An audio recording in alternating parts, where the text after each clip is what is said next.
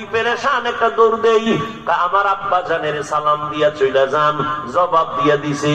আলী দৌড়াইয়া রহমতের নবীর দরবারে হাজির। নবীও নজর করছেন, আলী কোথা থেকে আসছো আবার? ঘর থেকে। আমার কলিজা কেমন আছে? বলে আলহামদুলিল্লাহ। নবী সুসংবাদ। এতক্ষণ যেই প্রশ্নের জবাবের জন্য প্রেশান, জবাব দিছে ফাতেমা। দিছে নি কাহা? ফাতেমাই তো পারবে, কারণ ফাতেমা তো আমার কলিজা হলো ফাতেমা, ফাতেমাই তো পারবে। কি জবাব দিছে? ফাতেমা জবাব দিছে, নারীদের জন্য জমিনে শ্রেষ্ঠ গুণ হলো বেগানার নজর থেকে নিজেকে বাঁচাইয়া রাখা। বেগানার নজর থেকে নিজেকে হেফাজত করো। জেনা করলে দুবাইয়ের ক্ষতি, শরীরের ক্ষতি, আল্লাহর গজব নেমে আসে।